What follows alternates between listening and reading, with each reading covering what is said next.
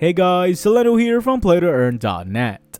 Today's video is the third and last part of our weekly news segment. The first two videos talked about game updates, sneak peeks, teasers, and announcements. In this video, we'll be talking about big news that don't necessarily fit in those two categories. So without further ado, let's get to the list.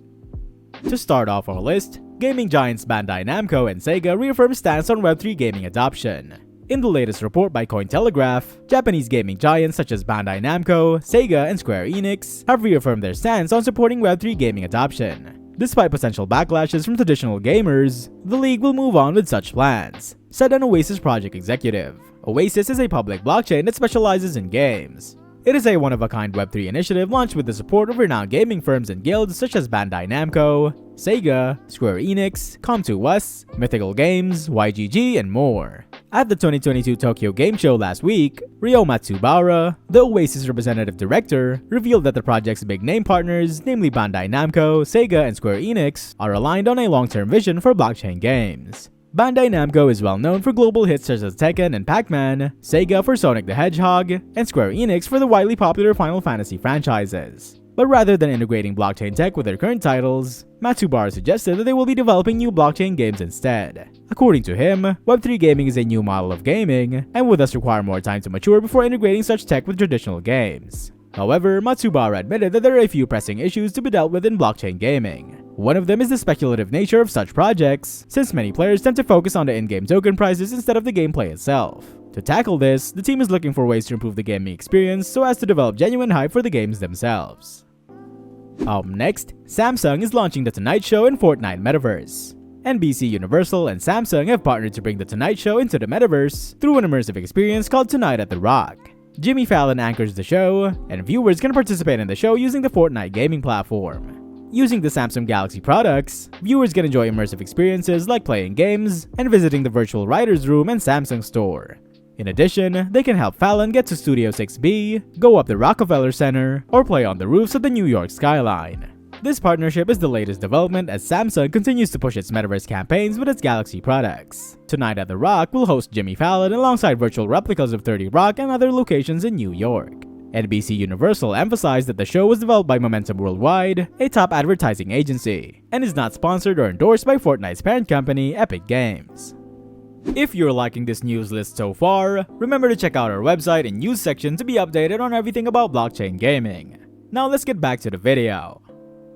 Up next, South Korean ministry considers enacting special metaverse laws to foster Web3 innovations. At a government briefing last week, South Korea's Ministry of Science and ICT, or MSIT, announced plans to enact special metaverse laws to foster blockchain innovations in Korea. The move came after the agency received multiple feedback from big players in Web3. According to MSIT, the ministry will not apply current video game laws to the metaverse, but instead, they will come up with a more rational and consistent regulatory framework by establishing guidelines for game products and virtual worlds. This should be completed before the end of this year. Apparently, the government is willing to make some exceptions too. For instance, if a virtual world is being deployed to promote South Korea in international events such as the 2030 Busan Expo, it will not be classified as a game, even if it contains gaming elements. Based on a statement from MSIT, regulating the metaverse as a video game may hinder the industry's growth in the long term. As such, it will only make sense to regulate this budding ecosystem with new laws. The agency also considers improving rules around other emerging sectors, such as autonomous driving and OTT streaming platforms.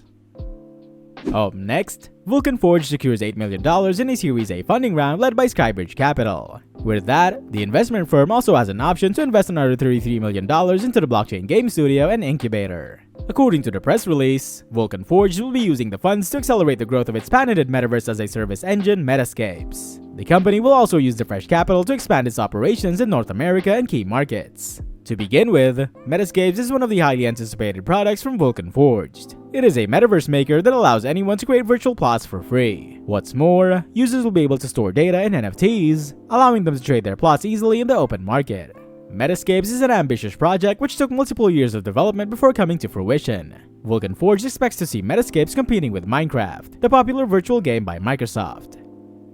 And lastly, Centralland introduces custom emotes for NFT creators. Centralland has launched NFT emotes and allowed creators to trade them on its marketplace. The platform made technical documentation of the characters, calling them animation sequences for avatar skeletal bones. These sequences allow avatars to make moves and reactions like waving at other users or dancing in a concert. Each emote is a distinct tradable demonstration of self-expression, which the emote UI controls. Centralland has standard ready-made emotes, but they will allow creators to make custom NFTs minted on the blockchain, and they can sell their products on the Centralland marketplace. Creators will use the same guidelines for creating wearables to make emotes. Wearables include accessories, clothing, and body parts that can change an avatar's shape or look. However, they must pay a publishing fee and receive approval from the curation committee before minting their work. The rarity level of the emotes also depends on the number of copies. Emotes were introduced into Centralland in March, making bodily expression a smoother experience in digital space. Centralland debuted its emotes during the Metaverse Fashion Week, which was in the shape of a few fashion postures. The platform has 19 base emotes which are free for any participant. A pop star, Talia, airdropped emote versions of her signature dance during the Metaverse Pride Parade in June. As the Metaverse Music Festival approaches, the Centralland Foundation has said it will be launching an emote contest for the best dance moves ahead of the event. And that's a wrap for this week's news segment. I hope these videos help if you were looking to catch up to news about blockchain gaming this week. I'll be back same time next week to give you another weekly recap. And for more info on everything about blockchain games, check out our website at PlayToEarn.net, where we have the largest database of games that have all the info you need. That's it for today. See you next video.